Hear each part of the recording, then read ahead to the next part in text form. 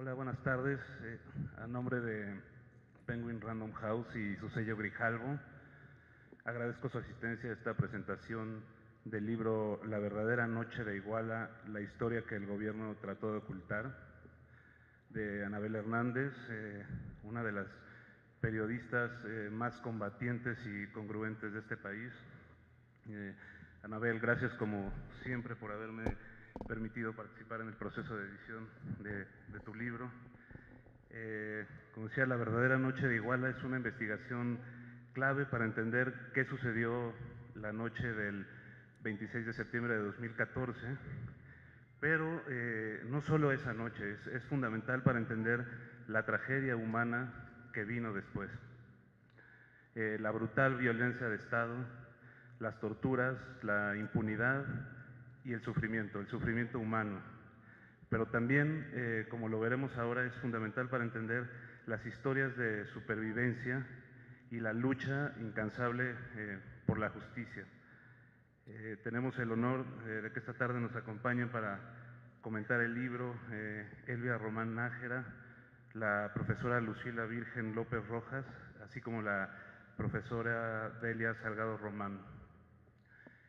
Pues sin más, me gustaría darle el micrófono a Anabel para que ella dirija la presentación y bueno, eventualmente tendremos quizá una sesión de preguntas y respuestas. Muchas gracias a todos.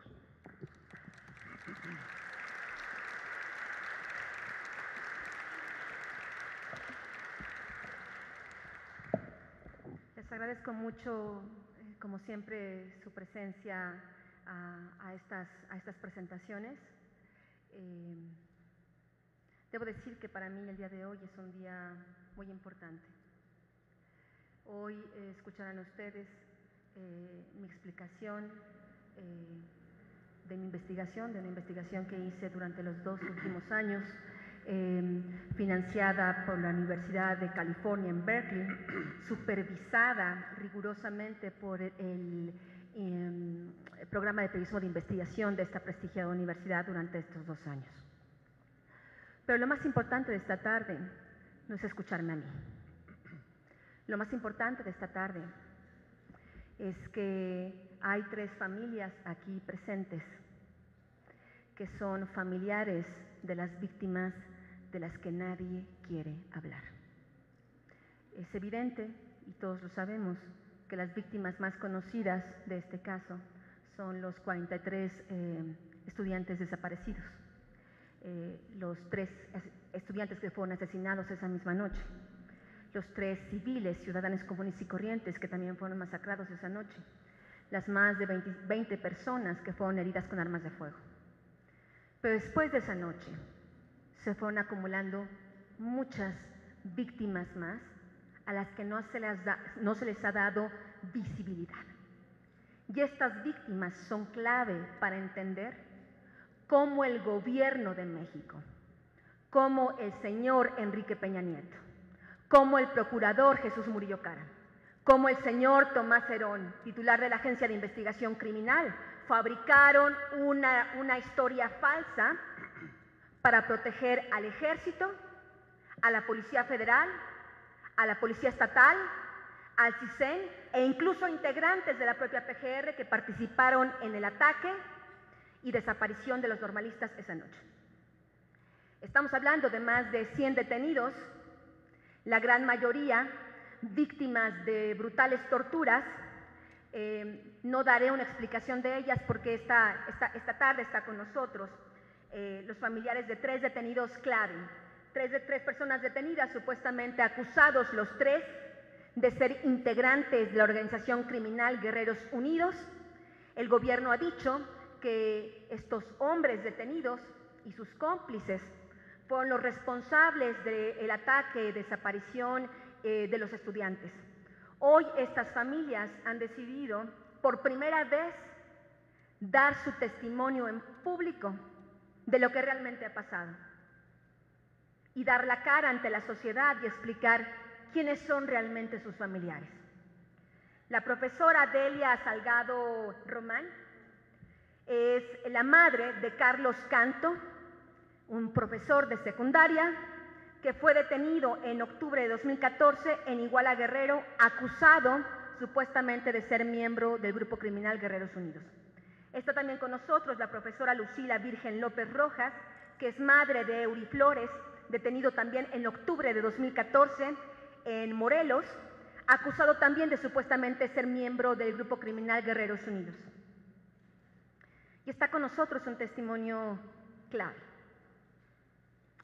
Está con nosotros la señora Elvia Román Nájera, que es esposa de Gildardo López Astudillo, a quien el gobierno le inventó el apodo del Gil y quien es acusado supuestamente de ser el gran autor intelectual de esta masacre. Entre ellas y yo les vamos a explicar cuál es realmente la verdad de lo que pasó esa noche. Yo les pido que dejen por un momento afuera de sus mentes todas estas versiones falsas que el gobierno ha inventado a base de tortura. Estos tres hombres, que son familiares de estas tres mujeres, fueron violentamente torturados de manera indecible. Vamos a poder escuchar el testimonio de dos de ellos. Para arrancarles confesiones, firmaran confesiones de crímenes que no cometieron. Empezaríamos entonces con el testimonio de Carlos Canto, torturado por marinos y policías federales en octubre de 2014, una madrugada en Iguala Guerrero. Esta es la entrevista que le hice hace apenas unos días en una llamada telefónica que él hizo desde el penal de máxima seguridad en Tepic, Nayarit, a la casa de su madre. Los detenidos tienen permiso, es un permiso legal de poder hacer llamadas telefónicas a sus familiares. Y esta entrevista se la hice yo hace muy pocos días a Carlos Canto en la casa de su mamá. Como a las 3 de la mañana aproximadamente, pues tocaron a la puerta con toquidos fuertes y palabras altisonantes de que abriéramos. A lo cual pues yo no puse resistencia a abrir, me vestí nada más y abrimos la casa para que ingresaran los elementos de la Marina y Policía Ministerial, los cuales ellos ingresaron y supuestamente que no nos preocupáramos, que todo está bien, tenían una orden de presentación nada más. ¿A usted le mostraron esa orden de presentación? A mi hermano y mi madre que se las pidieron pues la orden de presentación y dijeron que se las entregaban y jamás la entregaron, jamás presentaron la orden. ¿A usted se la mostraron en algún momento de esa noche, madrugada?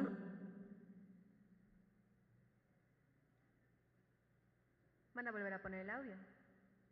En parte sí los marinos, y ahora ya conozco que hay policías ministeriales también ahí. Y pues todos ellos estuvieron ahí golpeando, buscaron un terreno baldío.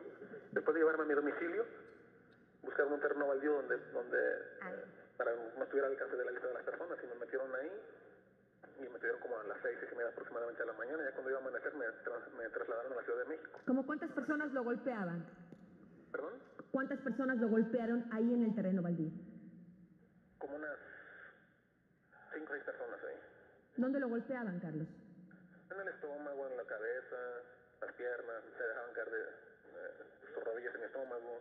Ahí me aplicaron lo que fue la asfixia. ¿Y qué le decían durante estas horas de tortura? No, quería saber de personas que en mi vida pues nunca había escuchado sus nombres, apodos, de personas que estaban interesados en saber cuáles eran sus paraderos.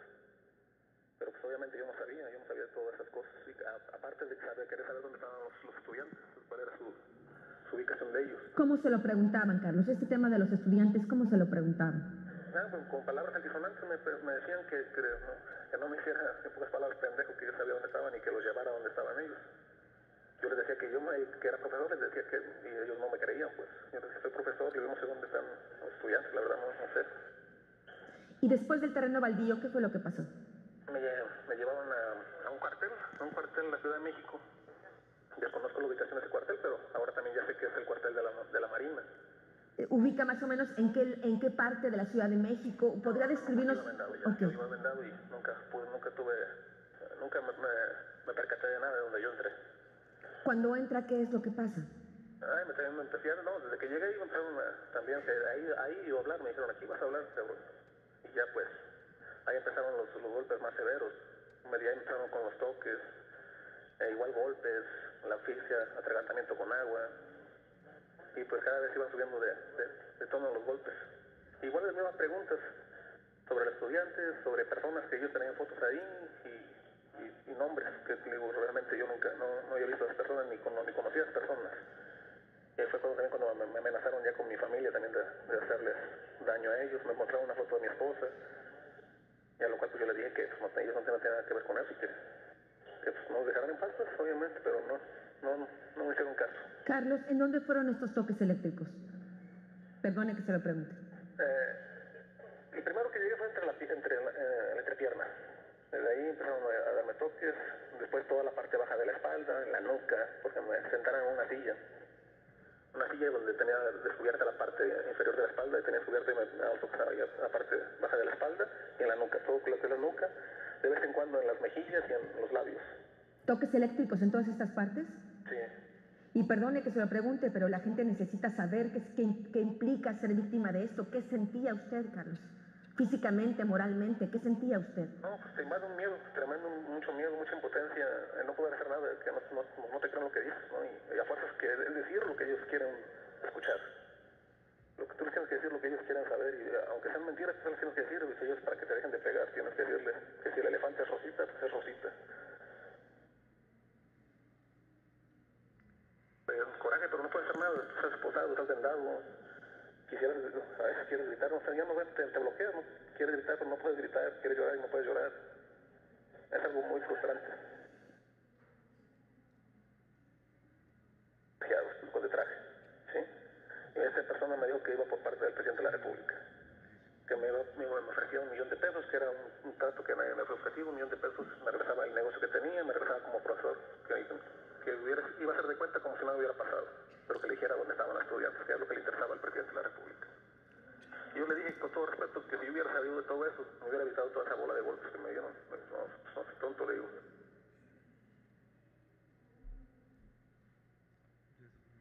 Bueno, el audio tal vez así tan abierto no podía percibirse muy bien. Les contaré brevemente. Sí podían escucharlo bien. Bueno, les cuento brevemente qué fue lo que pasó. Él estaba en su domicilio, en la casa de sus papás. Había dormido esa noche junto con su esposa. Carlos Canto es un profesor de secundaria, de una secundaria ahí de Iguala.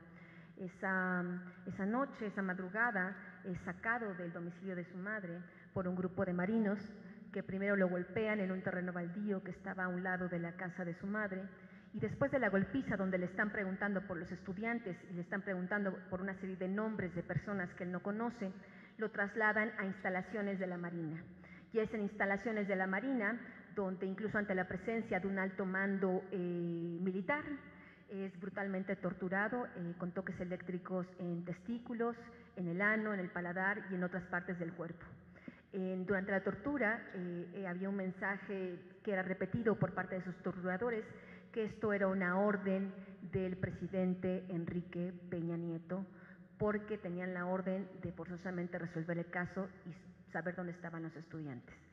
Cuando yo le pregunto a Carlos Canto cómo se sentía, qué pasaba por su cabeza cuando pasaba esto, pues él narra que estaba amaniatado, eran varios los que lo estaban torturando. Decía, hay una frase que a mí me impacta, pues dice, quieres llorar y no puedes llorar, quieres gritar y no puedes gritar, te quedas totalmente bloqueado. Aquí está con nosotros su madre, que es la profesora Delia Salgado Román. Yo le voy a hacer 3 preguntas breves para conocer esta historia más a fondo. Señora Delia, ¿quién es realmente su hijo? El gobierno dice que supuestamente es un criminal. ¿Quién es verdaderamente su hijo?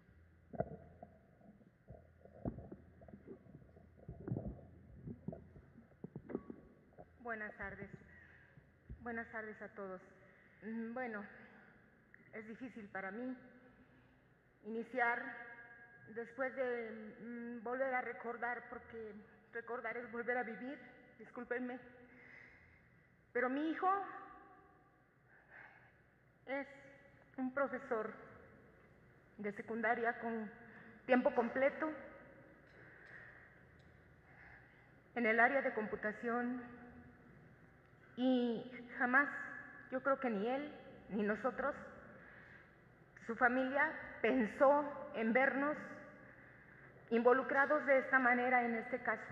Él trabajaba tiempo completo, les repito, y un día, el 22 de octubre, en la madrugada, a las 2:30 de la madrugada, irrumpieron marinos y elementos de la PGR sin orden de aprehensión porque nosotros insistimos demasiado en que nos mostraran una orden, pero ellos llegan de manera arbitraria, grosera, con palabras altisonantes y amenazantes, con armas, ordenándote que abras.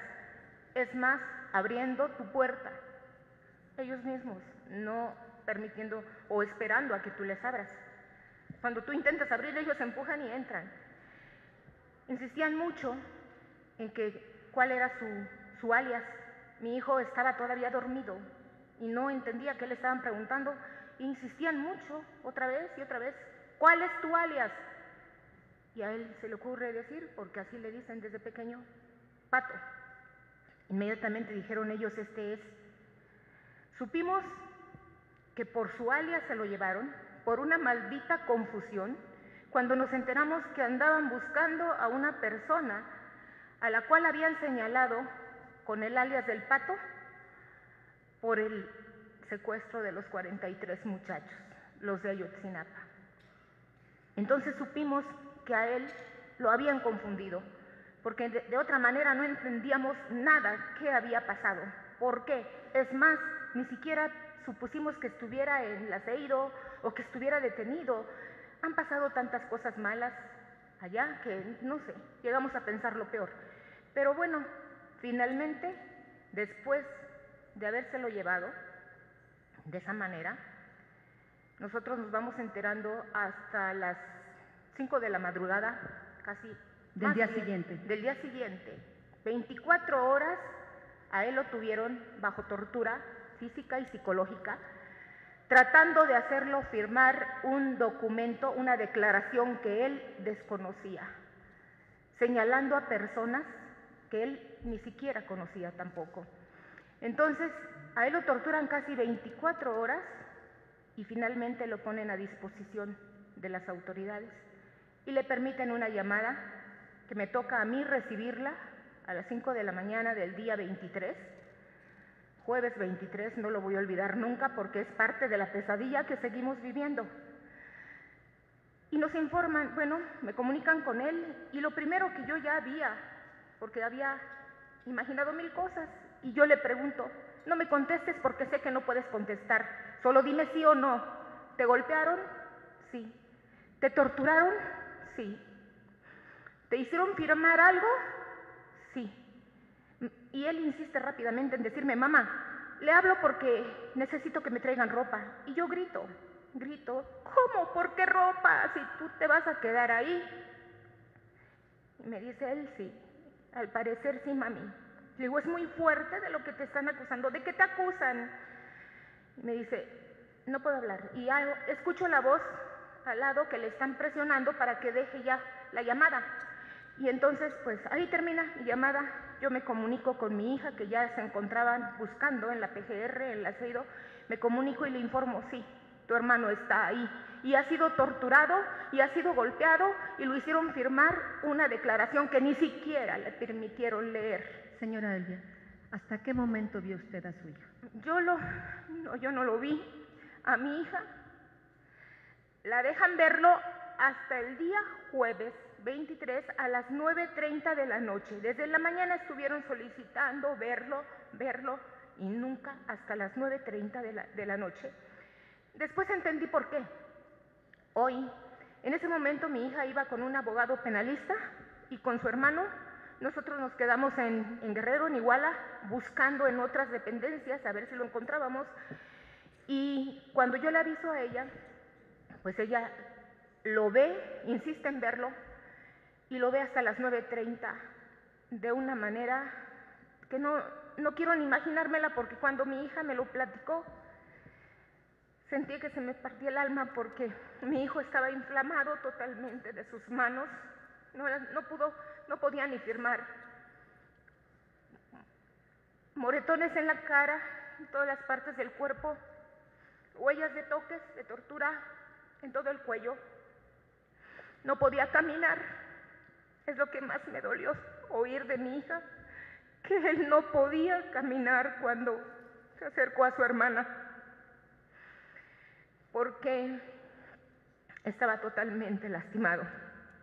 De ahí mi hija se dirigió porque yo le hablé y le dije, tienes que poner una queja. A mí ya alguien me aconsejó, porque realmente en esos momentos uno no piensa y ni sabe cómo actuar. Alguien me dijo que pongas una queja en Derechos Humanos, por favor, hija. Y fue que se hizo.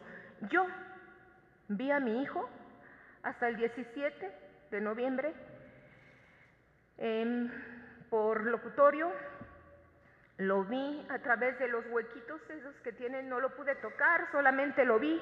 Y lo primero que le pregunté a mi hijo, porque yo siempre he tenido miedo de eso, de que él se vaya a llenar de coraje, de odio, que sea otra persona, porque él no es una persona mala, ni nunca ha pertenecido a un grupo delincuencial, ni nunca se ha dedicado a algo malo. Ha trabajado desde que tenía 18 años en sus propios negocios, en sus propias empresas, y lo enseñamos a trabajar.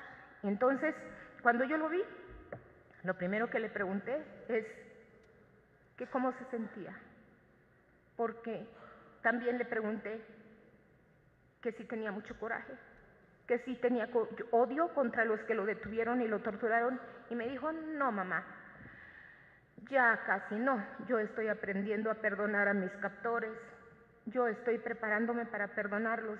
Y le dije, le pregunté qué era lo que tenía, lo que yo veía.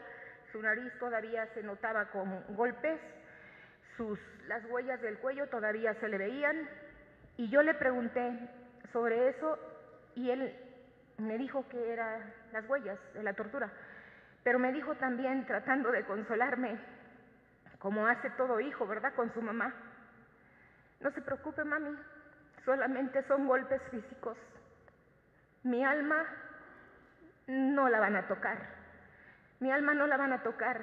Y obvio, tú sabes lo que hiciste, tú sabes de qué manera formaste a tus hijos, ¿verdad?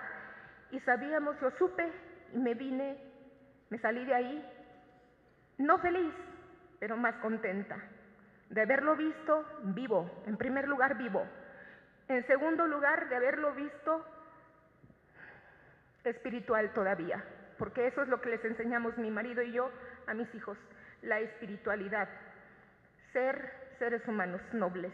Y ese es mi hijo. Gracias. Esa es la realidad y nadie la va a cambiar.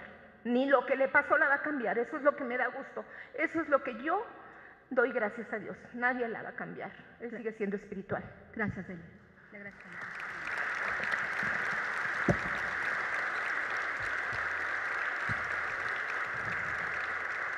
Hace pocos días también pude entrevistar, bueno, antes que nada, antes de proseguir, quiero decirles que antes de concluir mi libro de La verdadera noche de Iguala, obtuve el expediente de la investigación interna que hizo la Visitaduría General de la PGR, que es como un área de asuntos internos.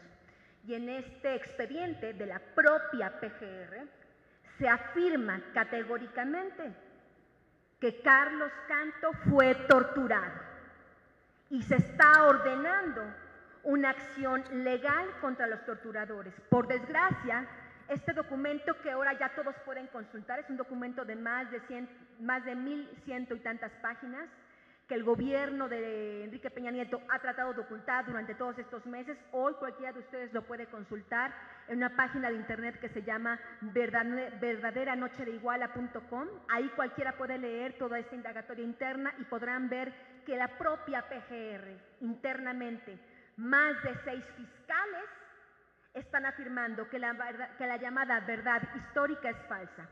Parte de estos resolutivos de esta investigación se afirma que Carlos Canto, independientemente de su testimonio, independientemente de lo que diga aquí su madre, sí fue torturado y que su declaración forzada no tiene ninguna validez jurídica.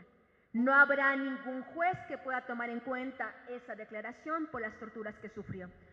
Días después de haber hablado con Carlos Canto, pude entrevistar a Eury Flores. Está aquí su mamá, que nos podrá platicar más sobre él. Quisiera yo nada más darles una muy breve introducción de esta entrevista, que espero que se escuche un poco mejor, donde Eury fue detenido junto con 2 amigos en un condominio, en un edificio ahí en Morelos, y por marinos también. Es brutalmente golpeado dentro del jardín ante el testimonio de varios vecinos que tengo entendido ya se presentaron incluso ante el juzgado para narrar realmente lo que había pasado, lo que a ellos les consta, la tortura que efectuaron, realmente cómo ocurrió la detención de estas personas. Y Eury nos va a platicar en este testimonio cómo durante la tortura los marinos asesinaron a una de las personas detenidas, a uno de sus amigos. Que corra el audio, por favor.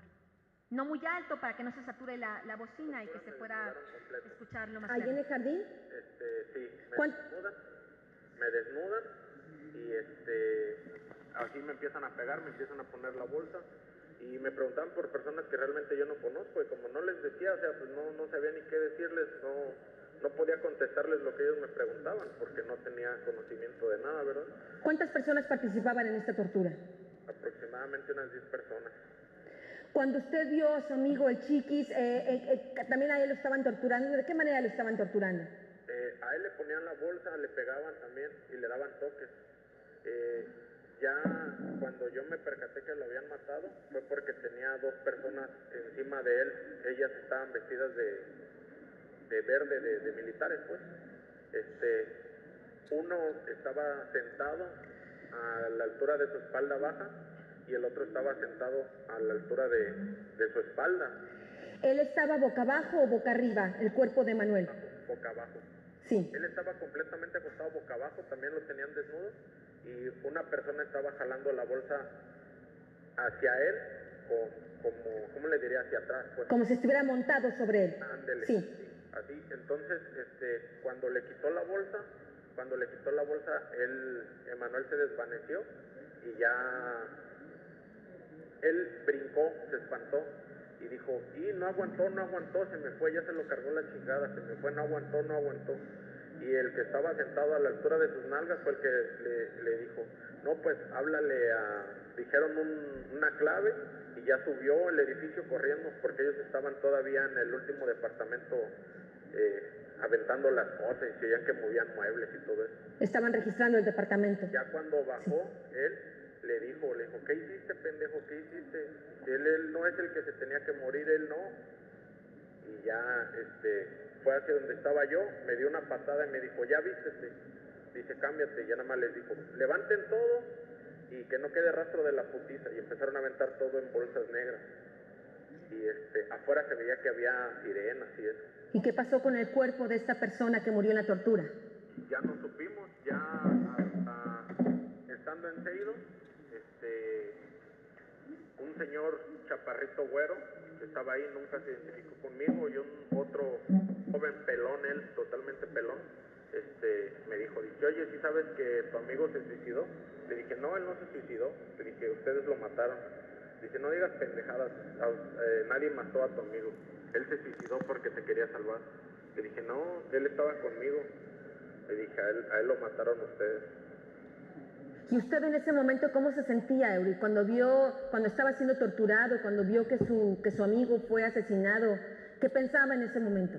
La verdad tenía mucho miedo porque pues yo pensé que me iban a matar. De hecho, ellos varias veces me dijeron que llevaban órdenes del presidente de la República de matarme. ¿Le dijeron por qué? Que esa era la orden, porque yo había matado a los estudiantes.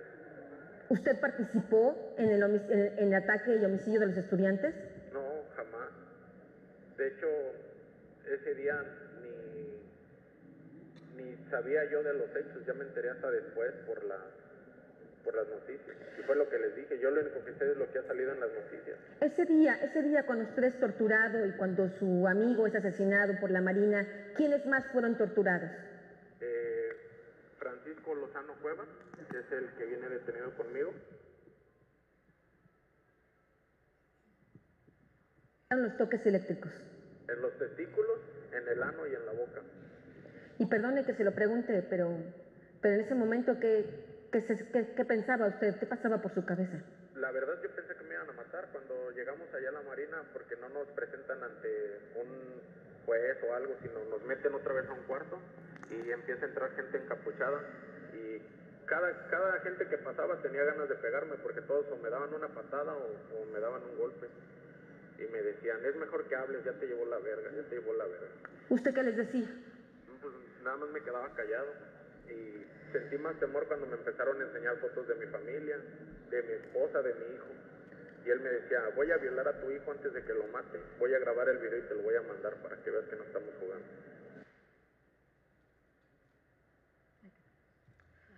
Bueno, ese fue el testimonio de Eury, y está aquí su mamá Lucila Virgen López Rojas, la profesora Lucila, para explicarnos.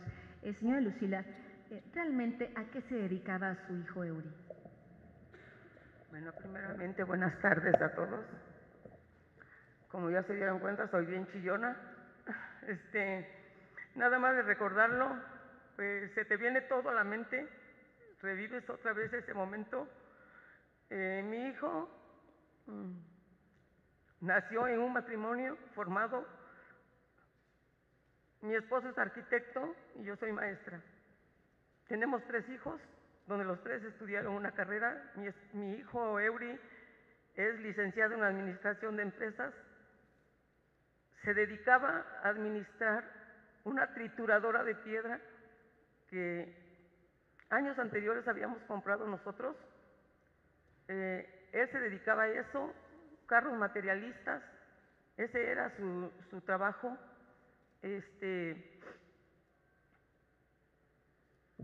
Estaba en Cuernavaca porque su amigo Paco, le decimos, se dedicaba a vender material para construcción, había venido a hacer un negocio y ahí se encontraba también con el joven que le dicen o le decían el Chiquis, que desgraciadamente yo no lo conocí. Entraron a ese departamento, a la persona que estaba ahí le dijeron, súbale toda la televisión o váyase de acá, porque lo que va a oír no le va a gustar. Llegaron pateando puertas, abriendo puertas y se fueron hasta el lugar donde estaban ellos 3. Los marinos los bajaron a unos ahí, a otros a un como campo de fútbol que estaba cerca, otros en el jardín, pero a todos los empezaron a torturar muy feo. Creo que ya medio escucharon lo que dijo Eury. Al Chiqui se les murió, le pasaron el tiempo de la bolsa. Mi hijo dice que fueron como 4 o 5 veces que él pensó que ya no existía. Afortunadamente, pues no fue así. Mi hijo desde chico le gustó mucho el karate y la charrería, son sus deportes favoritos.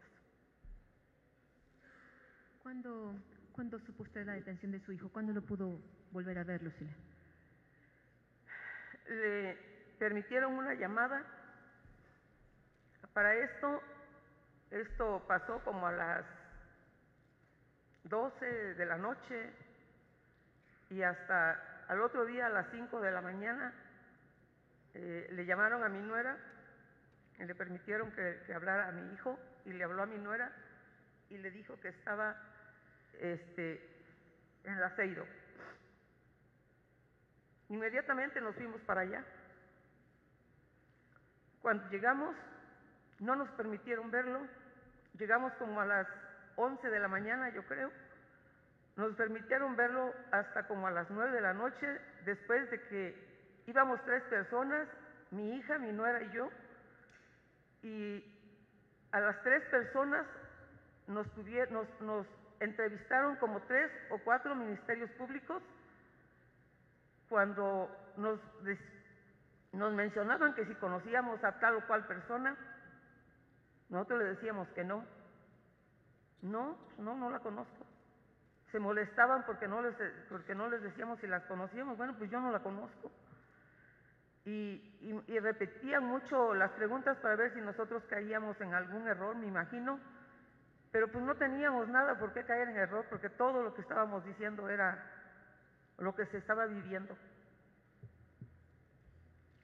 Hasta como a las 10 de la noche nos permitieron ver los 5 minutos. Cuando yo lo vi, se me partió el corazón. Los ojos rojos con sangre,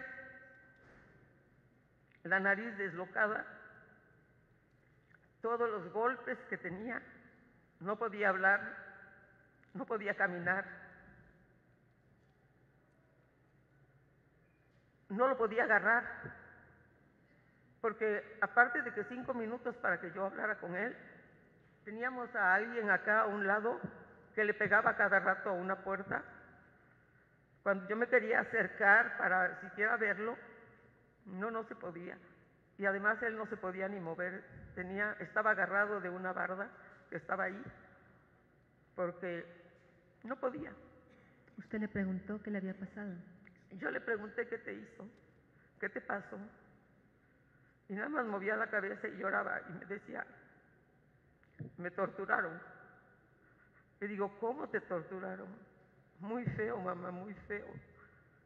Dice, pero dale gracias a Dios que yo no fui el muerto. El muerto fue mi amigo, el Chiquis. Ahí fue cuando me dijo él. No entramos en tanto detalle porque no nos permitían. No nos permitían libremente estar hablando. El señor que nos cuidaba nos golpeaba cada rato la puerta para como llamar la atención. Gracias, señora Lucila. También debo decir que en el expediente de la averiguación interna de la PGR también está totalmente determinado que la tortura de Eury ocurrió a manos de marinos y de policías federales ministeriales. Eso es un asunto ya determinado por la propia PGR, y también en el libro podrán encontrar las listas con los nombres de los torturadores de estos dos casos. Ahora iré brevemente con la señora Elvia Román, la esposa de Gildardo. Diré brevemente que yo la conocí hace varios meses ya durante mi investigación, en un momento muy álgido cuando el gobierno acusaba directamente al Gil de ser el supuesto responsable. Debo decir que la Comisión Interamericana de Derechos Humanos, el grupo de expertos independientes, me buscó porque querían poder hablar con el Gil y querían poder hablar con la señora Elvia y conocer directamente su testimonio. Y fue así como finalmente el GIEI, el grupo de expertos independientes enviado por la Comisión Interamericana de Derechos Humanos, en su primer informe de labores presentado en 2015, también determinaron que Gildardo López Astudillo había sido brutalmente torturado cuando fue detenido. Y aquí está la señora Elvia que nos va a leer una carta que acaba de escribir Gildardo López Astudillo hace apenas, ¿cuándo fue? Unos días. El 15 de febrero pasado.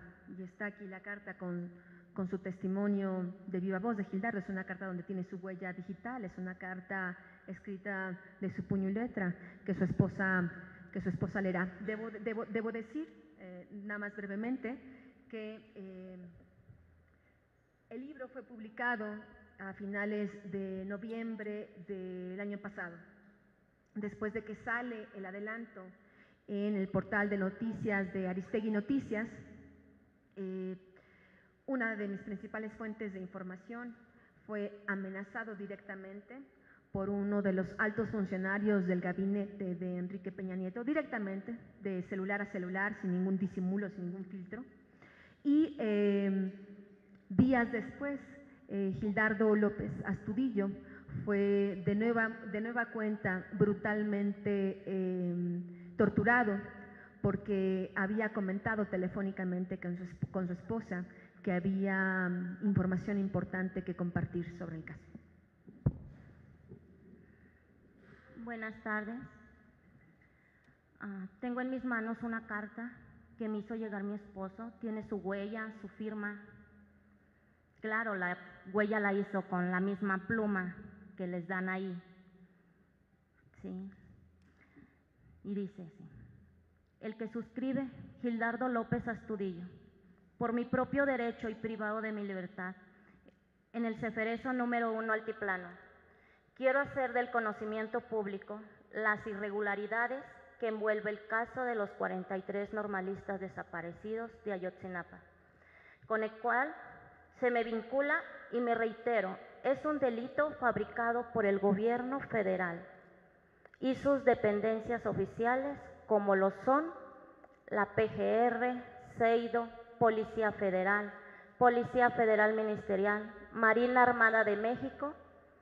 Esto lo sostengo porque iniciaron averiguaciones previas basadas en evidencias falsas o manipuladas con la finalidad de alterar la realidad y fabricar un delito. Para esto, contando con la colusión de servidores públicos del Poder Judicial, jueces que iniciaron procedimientos con evidencias insuficientes, dándoles un valor preponderante a lo dicho por el Ministerio Público. De igual forma, en mi caso, la Comisión Nacional de Derechos Humanos ha simulado un seguimiento y actualmente el órgano administrativo desconcentrado de prevención y readaptación social, a través de sus servidores públicos, me mantienen aislado y segregado. He tenido careos programados en los que ni siquiera me llevan a la sala de juzgados. No se me han desahogado ni un solo careo en mi causa, que llevo a pesar de haberlo solicitado al juez. Lo único que están haciendo es retrasarlo lo más posible el tiempo para esclarecer los hechos. Desde el momento en que fui aprehendido por policías federales ministeriales y policías federales, el 16 de septiembre del 2015, he sido sometido a abusos de autoridad, arbitrariedades y tortura psicológica y física por parte de los agentes aprensores y autoridades de la CEIDO y del lugar en el que me encuentro recluido, el Altiplano número 1. Cuando me detuvieron, una persona de traje que iba al mando del operativo me dijo en 2 o 3 ocasiones que traía orden directa de Enrique Peña Nieto de hacer conmigo y mi familia lo que fuera necesario, y si no lo referí cuando tal en mi declaración preparatoria del 25 de septiembre de 2015 fue por temor a represalias.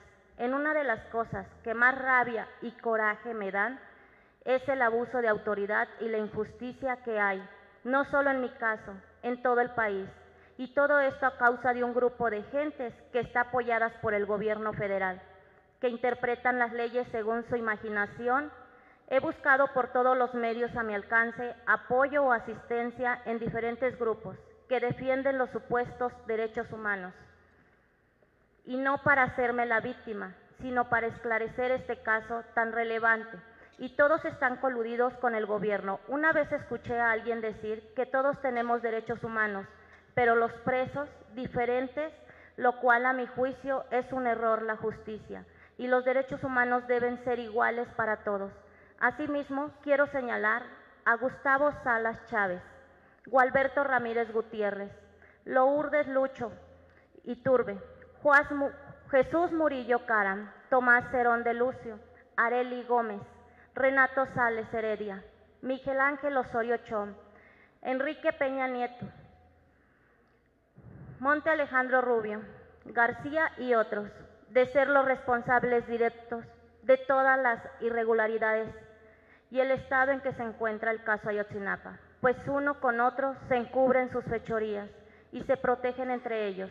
Asimismo, los hago responsables a todos y cada uno de ellos de lo que me ocurra a mí o a mi familia. Si me van a matar por decir esto, aquí estoy.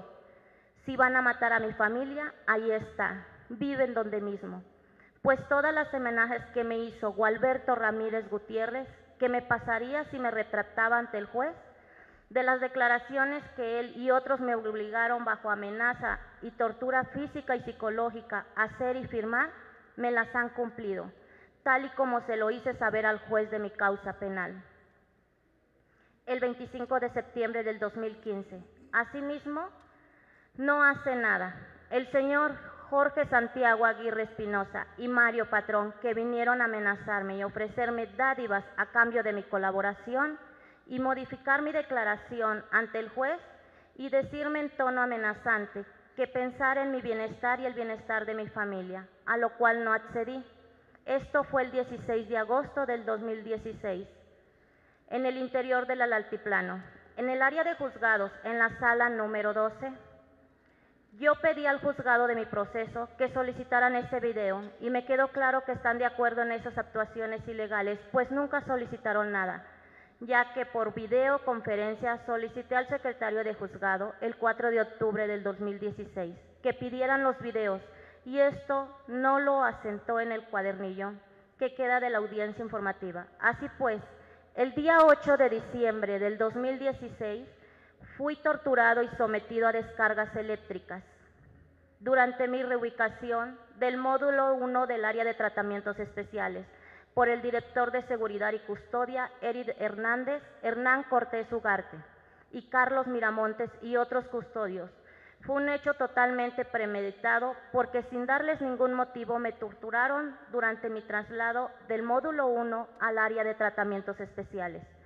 Ese día, como a las 15 horas, llega un oficial a mi celda y me dice que sería reubicado, que alistara mis cosas como a las 10 o 15 minutos llegó el director de seguridad y me dijo, pues ya estaba listo, a lo cual dije que sí.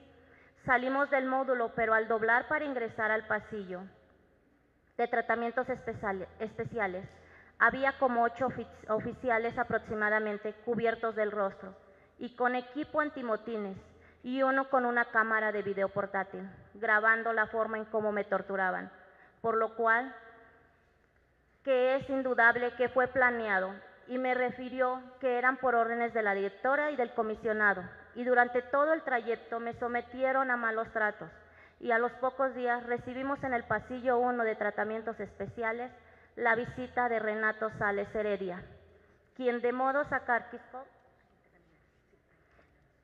me preguntó que si todo estaba bien. Es una carta un poco más extensa, pero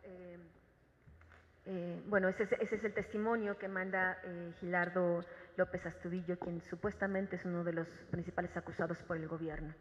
Y bueno, ya que hemos escuchado estos testimonios, quiero explicarles por qué. ¿Por qué el gobierno tuvo que torturar a estas personas y varias decenas más para inventar una verdad oficial de lo que había pasado? Como les he comentado, realicé la investigación del caso durante 2 años consecutivos. Y lo que les puedo afirmar categóricamente, de acuerdo a pruebas periciales, no estoy hablando solo de testimonios, de vecinos, de los propios estudiantes sobrevivientes, estoy hablando de testimonios periciales, de casquillos, de videos, de todas las bitácoras del C4, que era un centro de comando policiaco ahí en Iguala, de que el caso el gobierno lo pudo haber resuelto en las primeras 72 horas. Había los casquillos, los elementos periciales, las necropsias suficientes para poder resolverlo. Pero el gobierno no lo hizo. Y no lo hizo porque directamente el ataque contra los normalistas fue planeado, orquestado y ordenada la desaparición por el 27 Batallón de Infantería de Iguala, con la ayuda de policías federales, de algunos policías estatales, policías federales ministeriales, que en ese momento estaban bajo las órdenes de Tomás Herón, y por algunos policías municipales.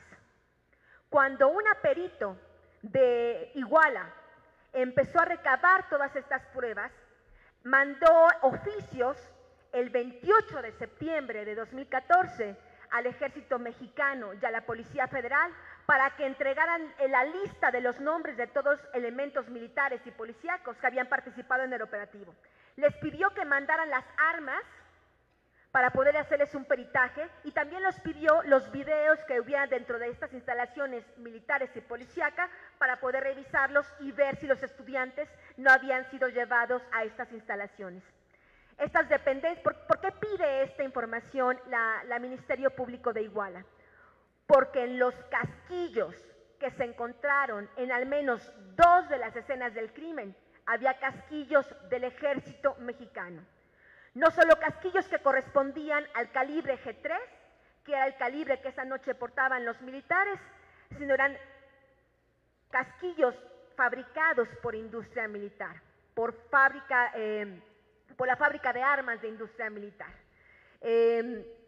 La Policía Federal y el Ejército nunca respondieron a las solicitudes de información de este Ministerio Público y fue entonces cuando la PGR quita la investigación al gobierno de Guerrero y se lleva la investigación a manos del señor Tomás Herón y del propio Procurador General de la República, Jesús Murillo Caram. Lo que yo encontré, ustedes saben que la historia que ha contado el gobierno es que supuestamente los estudiantes esa noche iban a boicotear el evento político de la esposa del alcalde José Luis Abarca de Iguala y que en represalia por este boicot político el alcalde, solo por sí mismo, en su propia idea, supuestamente, ordena a su grupo de policías municipales el ataque, masacre y desaparición de los estudiantes y que supuestamente después los estudiantes fueron entregados a un grupo de Guerreros Unidos, un supuesto grupo criminal llamado Guerreros Unidos, que los habría asesinado y quemado esa misma noche en el basurero de Cocula. Lo que yo me he encontrado es una historia absolutamente distinta. Tengo videos, cuento con testimonios de los normalistas sobrevivientes, del único normalista sobreviviente del tercer camión, donde desaparecieron todos los estudiantes. Pude hablar con decenas de vecinos que fueron testigos de los hechos esa noche. Y lo que pude empezar a descubrir es que los normalistas habían grabado una serie de videos esa misma noche con sus teléfonos celulares. En estos videos que los estudiantes compartieron conmigo, uno de estos videos, es claro que los estudiantes están identificando durante el tiroteo la presencia de la Policía Federal. Hay una frase clave que repite uno de los normalistas que dice: ya se están yendo los policías, refiriéndose a los policías municipales, ya llegaron los federales, nos van a querer fastidiar. Después de obtener estos videos, yo empiezo a recorrer las calles de Iguala y empiezo a preguntarle a la gente qué fue lo que vio. Porque esa noche las calles de Iguala estaban repletas de personas. Era un viernes por la noche, 9:30 de la noche, las taquerías, las farmacias, el Zócalo, la señora de los elotes, todo el mundo estaba en la calle, gente conduciendo, y empecé a reconstruir los testimonios. Y me topo con una historia increíble. Diferentes vecinos, entrevistados en diferentes puntos de Iguala, comerciantes, amas de casa, conductores, todos empezaron a decir, no solo estaban disparando policías uniformados, había personas civiles disparando contra los autobuses. Yo pensaba, el gobierno había dicho que supuestamente algunos miembros de Guerreros Unidos habían participado en el tiroteo. Entonces yo pensé, bueno, pues han de haber sido estos supuestos sicarios disparando. Y yo pregunto a la gente, de nueva cuenta, fueron entrevistas aleatorias, totalmente separadas. Yo le pregunto a la gente, descríbame cómo eran estas personas. Y la reacción inmediata de la gente era, parecían militares, y parecían militares, y parecían militares, y parecían militares. Esta misma frase, parecían militares, lo empiezo a escuchar en diferentes puntos de Iguala. Y a mí esta historia no me parecía en lo más nada lógica. Decía el gobierno que los militares no habían salido. La gente decía que eran personas de civiles, pero parecían militares. Y me empiezan a hablar de una estatura, de una cierta corpulencia, de un casquete corto, todos, ¿no? Bueno, yo he entrevistado a narcotraficantes. Yo he investigado sobre narcotráfico los últimos 12 años. Ni el Chapo Guzmán tendría un ejército armado exactamente con el mismo corte de pelo. Gente así solo lo tiene un ejército, que es el ejército mexicano. A raíz de estas declaraciones, yo fui la primer periodista que a través de la ley de transparencia me exigí, peleé durante meses que el ejército, que la Sedena me entregara, que la PGR me entregara las declaraciones ministeriales que habían rendido todos los elementos del ejército que habían estado activos esa noche. Ustedes recordarán que el gobierno había dicho, nosotros no supimos nada hasta varias horas después de los hechos, no participamos. Recuerdo todavía a un cínico secretario de la Defensa que decía, y qué bueno que no supimos, porque si no hubiéramos ayudado a los malos. Bueno, cuando me allego de estos testimonios, entendía a qué se refería la gente cuando hablaba de que había civiles disparando que parecían militares. Y es que el coronel responsable del 27 Batallón confiesa ante la PGR que efectivamente esa noche él mismo mandó a militares vestidos de civil a seguir a los estudiantes y estuvieron en cada uno de los puntos donde ocurrieron los ataques. Por supuesto, en sus declaraciones ministeriales estos militares no dicen que dispararon, pero admiten su presencia exactamente en los puntos en que la gente de Iguala estaba diciendo que había visto militares disparando. Después me encuentro a vecinos que hablaban de que estaba la Policía Federal, que la Policía Federal había bloqueado calles para que el ejército y las demás policías actuaran libremente contra los normalistas. Ustedes recordarán que esa noche los normalistas viajaban en 5 camiones, pero solo de 2 camiones desaparecieron todos los 43 estudiantes. Y entonces me pregunto yo como periodista, como investigadora, bueno, aquí hay una parte que no tiene lógica. Bueno, ya descubrimos que, bueno, yo hablé con los normalistas me dicen, no queríamos sabotear ningún evento político, no sabíamos ni siquiera que había un evento político, nosotros queríamos únicamente secuestrar unos camiones para poder usarlos para la marcha del 2 de octubre, que iba a ser ya en pocos días. Ante esta falta de motivación, también me preguntaba yo, a lo mejor fue una operación de Estado, como dicen, ¿no? Una operación de Estado, un intento de represalia del gobierno a esta normal que ha sido tan guerrera, tan revolucionaria, donde el gobierno sabe que han emanado de esta normal hace décadas algunos guerrilleros importantes que se han levantado en armas en Guerrero. Pero no, porque si ese hubiera sido el objetivo del gobierno, hubiera masacrado a todos los estudiantes, ya con el ejército en la calle, ya con la Policía Federal en la calle, ya con todo el mundo disparando, hubieran podido masacrar a los estudiantes de los 5 camiones. ¿Qué fue lo que pasó entonces? Y para entender lo que pasó entonces, hizo una reconstrucción que hasta este momento, debo decir, ni la propia Comisión Interamericana de Derechos Humanos, ni la PGR han hecho. Y es, ¿qué pasó los días previos al 26 de septiembre? No se puede entender lo que pasó ese día si no entendemos lo que pasó días previos. Mi búsqueda era tratar de entender dónde estos estudiantes habían secuestrado los 2 camiones de donde desaparecieron todos los estudiantes. Porque de los 5 camiones solo desaparecieron los estudiantes de 2 camiones.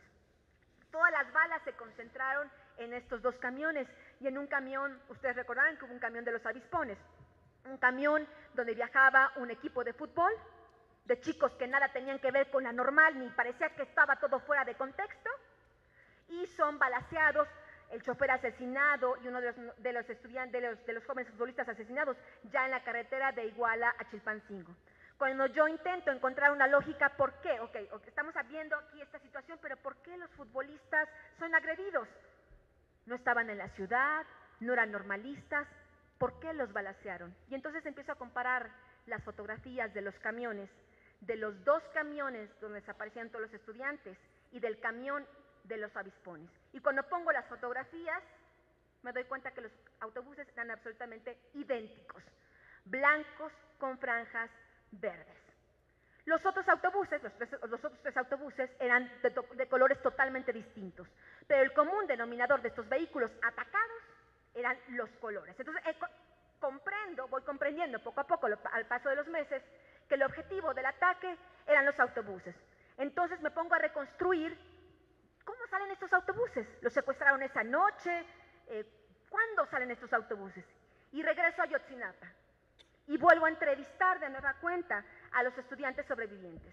Y luego entrevistar a estudiantes que participaron en el secuestro de esos 2 autobuses. A mitades de septiembre de 2014 se reúnen todos los estudiantes de las escuelas normales rurales del país y están haciendo los preparativos para participar todos en la marcha del 2 de octubre. Para el 2014 le tocaba a la normal rural de Ayotzinapa juntar 20 camiones donde se iban a trasladar todos los normalistas rurales a la Ciudad de México. El secuestro de los autobuses por parte de los normalistas de Ayotzinapa, que además llevan secuestrando autobuses ellos y muchas otras escuelas durante años, y nunca había pasado un evento así. O sea, no era represalia por el secuestro, era otra cosa. Cuando yo empiezo a reconstruir qué había pasado en los días previos, los estudiantes me narran que habían secuestrado ya varios camiones, 5 o 6 autobuses, entre el 20 y el 22 de... entre el 20 y 21 de septiembre de 2014. Y el 22 de septiembre de 2014 toman estos 2 camiones Estrella de Oro al azar, sin tener ni una idea de nada. Pero cuando toman estos 2 autobuses, la reacción del Estado es totalmente distinta. Mientras cuando habían tomado los anteriores autobuses, el gobierno no había actuado, se los había dejado llevar como siempre se los había dejado secuestrar. Pero cuando toman estos 2 autobuses, la Policía Federal reacciona y les hace un cerco. No querían que se llevaran particularmente esos 2 autobuses. No importaban los autobuses que ya se habían llevado, pero parecía que esos 2 no se los podían llevar. Hay ya un enfrentamiento, está registrado por los propios medios de comunicación de Chilpancingo, donde ya hay jaloneos, hay enfrentamientos de palabras, de pedradas entre los normalistas y la Policía Federal el 22 de octubre por estos 2 camiones. Ya la Policía Federal estaba a punto de arrebatarle los 2 camiones y de recuperarlos, cuando llega un grupo del 3er año de la Escuela Normal Rural de Ayotzinapa y logra burlar el cerco policiaco y se llevan estos 2 camiones Estrella de Oro. Y los llevan a la normal rural, a las instalaciones en Ayotzinapa, y ahí se queda durante varios días. El 26 de septiembre, los estudiantes salen de la normal, más o menos llegan a Chilpancingo a la 1 de la tarde, y cuando llegan a Chilpancingo a la 1 de la tarde ya hay todo un cerco militar. Yo me puse a investigar si era normal que el ejército estuviera cuidando la central de autobuses de Chilpancingo y me dicen que no, que era un evento totalmente extraordinario. Tenemos fotografías que prueban de que el ejército esa tarde estaba ya custodiando, o sea, ya estaba todo el escenario preparado para lo que iba a ocurrir horas más tarde.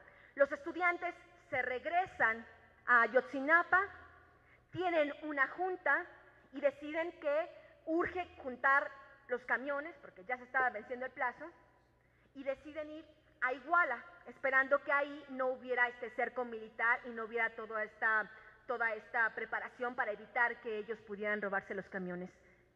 Es en ese momento, a las 5:59 de la tarde del 26 de septiembre de 2014, que estos estudiantes mueven por primera vez estos 2 camiones Estrella de Oro y los sacan. En el primer minuto que los estudiantes mueven los camiones, empieza el monitoreo del CISEN, del Ejército Mexicano y de la Policía Federal a través del C4 de Chilpancingo e Iguala. Y los van monitoreando y siguiendo paso por paso.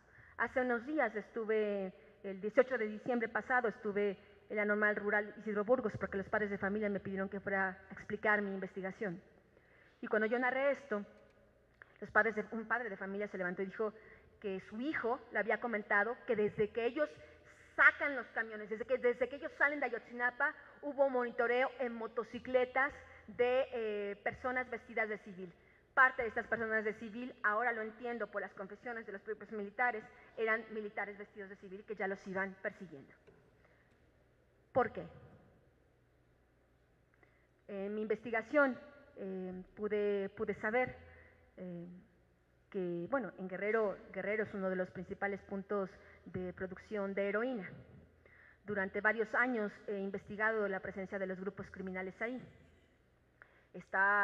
Hubo durante muchos años una fuerte presencia del cártel de Sinaloa y después, actualmente, realmente el Estado está en manos principalmente del cártel de los Beltrán Leiva o de células importantes del cártel de los Beltrán Leiva. He sabido que efectivamente existe un grupo criminal llamado Guerreros Unidos y otros Los Rojos y otros de diferentes apodos, pero son organizaciones criminales menores que sí tienen algún tipo de trasiego y de influencia en esta región, pero no tienen ningún poder realmente hegemónico. El poder hegemónico en ese momento era de un capo importante de los Beltrán Leiva, que en ese momento controlaba la zona.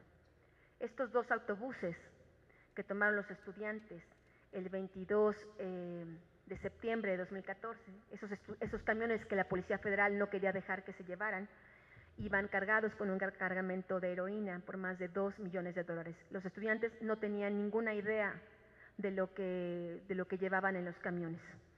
Cuando el narcotraficante se da cuenta que los camiones están de nueva cuenta en circulación, de acuerdo a la versión que obtuve directamente de esta organización criminal, es que él llamó directamente al coronel jefe del 27 Batallón de Infantería para que a como dé lugar recuperara su droga.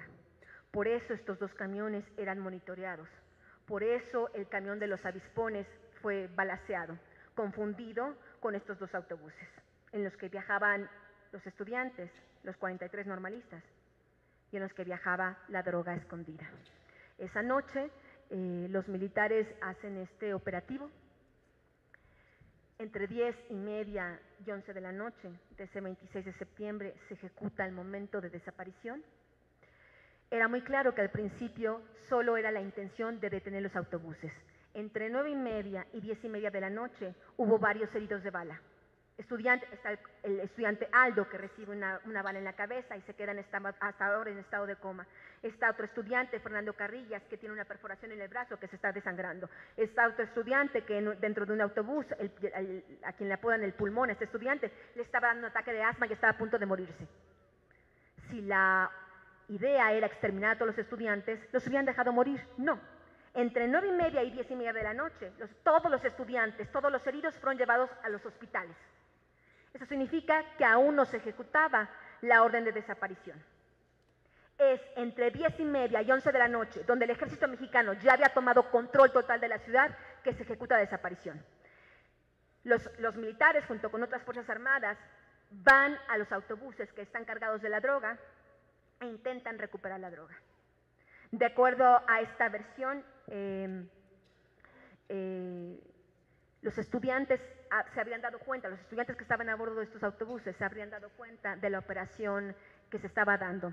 Yo estoy segura que ellos ni siquiera comprendían si esto era una operación de drogas o de qué se trataba, pero los militares y los demás funcionarios públicos que estaban esa noche tuvieron miedo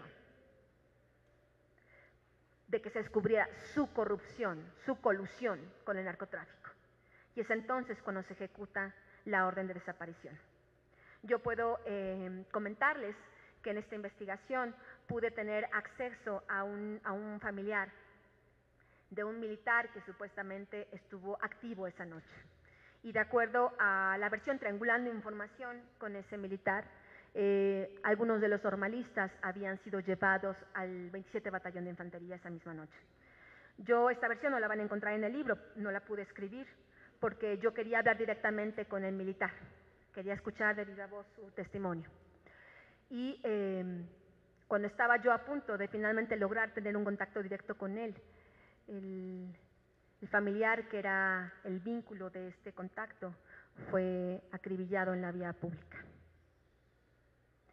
Me di cuenta que estaba yo realmente muy cerca de resolver el caso, pero también estaba poniendo en peligro, por desgracia, a otras personas.